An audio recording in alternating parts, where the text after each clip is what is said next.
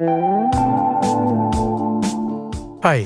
I'm Gregg LeFevre, and this is The Compulsive Storyteller, a podcast series that proves that truth can be stranger than fiction. In this week's episode, entitled Tiffany Company, I get shown around the storied gentlemen's clubs of Boston. Will my newfound connections move me up in the world, or will I blow it all?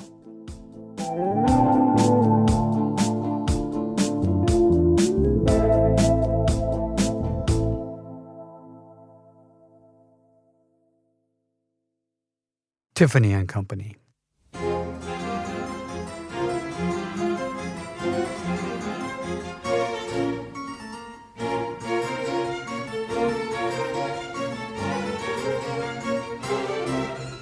Sometimes a jam doesn't ruin just your day, but could ruin your whole career. Having received a commission to replicate all the etched brass signs of the zodiac that Tiffany created for the floor of the old Boston Public Library, I decided it would be a great idea to use likenesses of my face and those of my spouse and other friends for the zodiac figures. I'm the Archer, my wife is Diana, and so on. There's a long artistic tradition, going all the way back to Greco-Roman times, of artists concealing images of themselves in their work, in much the same way that Alfred Hitchcock can be seen in cameo appearances in many of his movies. So I think, hey, why not?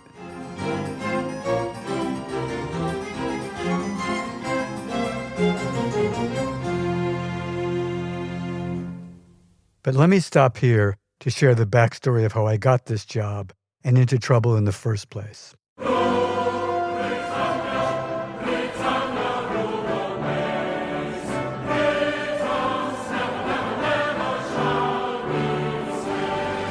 There are gentlemen's clubs, and then there are gentlemen's clubs. The former are just strip clubs, sponging off the classy reputation of the latter, which are aristocratic men's clubs founded in London back in the days when the sun never set on the British Empire. Their membership was exclusively male, and different variations of these clubs eventually spread to all corners of the empire. To become a member, you had to be proposed by and then accepted by all the other members.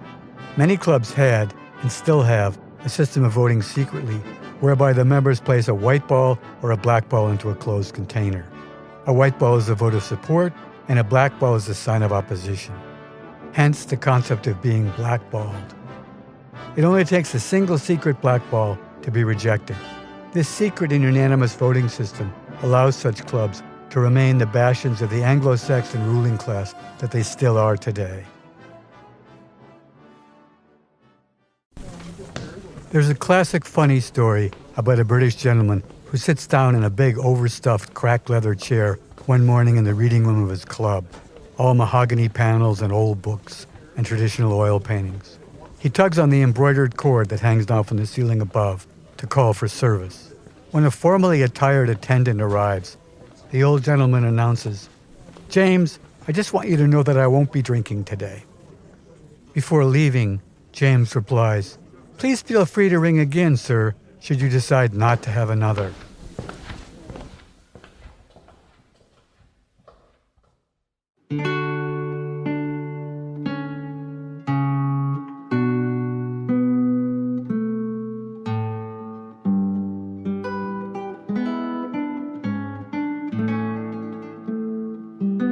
Gentlemen's clubs came across the pond to America in the early colonial days and still exist today, mostly remaining under the radar. It was to one of these clubs, called the Tavern Club, that I get invited to by an old-school gentleman and art collector whom I'd met earlier at an exhibition in Boston. John Singer Sargent was one of the club's early members, and the club rooms are hung with some of his original oil painting palettes as decoration. As I sit at a round table with my new acquaintance and three of his gentleman friends, it's obvious that they've already been drinking. I'm reminded of how out of my depths I am by their spirited discussion of the differing rules of etiquette involved in bowing to members of various royal families. One went about it differently in Britain, France, Spain, and Germany, and several of the old fellows stand up and act out the subtle differences of form. They're of course in competition to prove who's had the most royal encounters. Like I said, I'm way out of my element. A few days later, my new gentleman friend invites me to a different gentleman's club to lunch with some of his more artistic friends, including the architect Hugh Shepley, one of the partners of Shepley, Bulfinch, Richardson and Abbott, the oldest architecture firm in America. As soon as Shepley learns that I do bronze relief work, he claps his hands and with a big smile exclaims, "How fortuitous, Mr. LeFevre! We have the perfect project for you at the Boston Public Library." So with my work as yet unseen and based purely on an introduction by a fellow club member, I received the commission on the spot. This, of course, is the very definition of the Good Old Boys Club.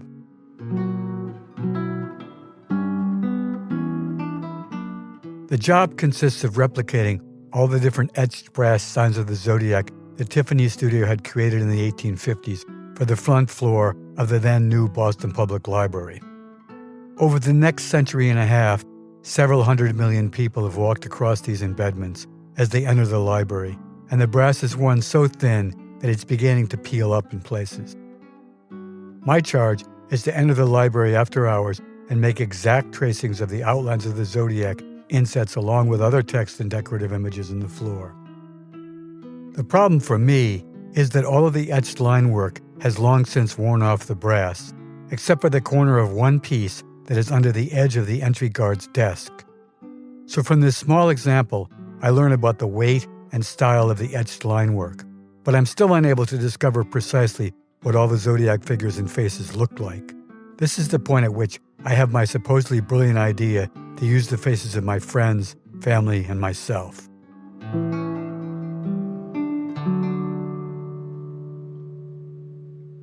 Returning to the present moment, now that my etched brass pieces are finished, all the masons who are helping me set the pieces in the floor of the library comment on the obvious likeness between the archer's face and my own countenance. Then the project architect, the on-site architect, makes a similar observation, and he shares a cautionary tale with me.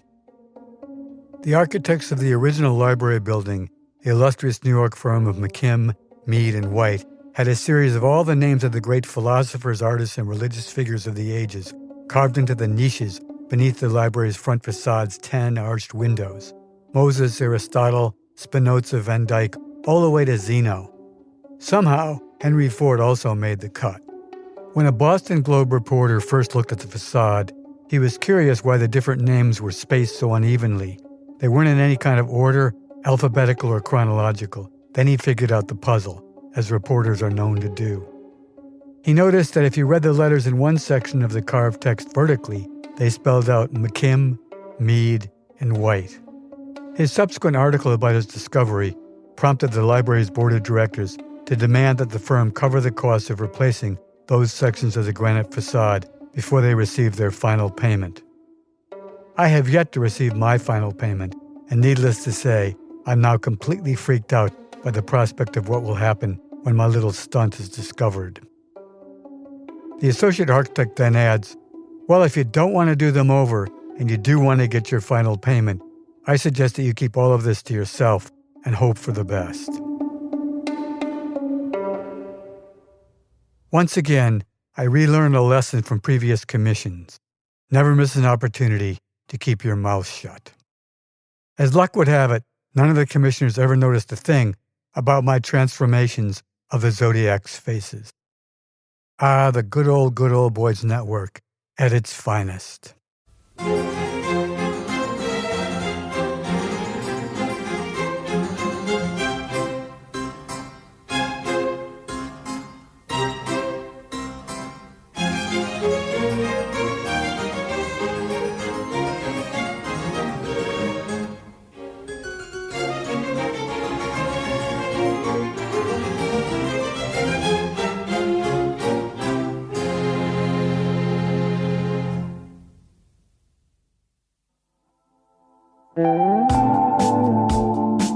The Compulsive Storyteller is written and narrated by me, Gregg LeFevre, and co-produced with Peter Kokoma, who's also made our theme song. If you enjoyed this week's episode, we'd love your help sharing the show. Please subscribe to The Compulsive Storyteller for free on Apple, Spotify, or wherever you listen. And also, if you could leave a review, that would be fantastic. Follow the show on Instagram at The Compulsive Storyteller, and check out our website for more information at thecompulsivestoryteller.com. Thanks for listening, and if you don't like this one, the next one will be another story.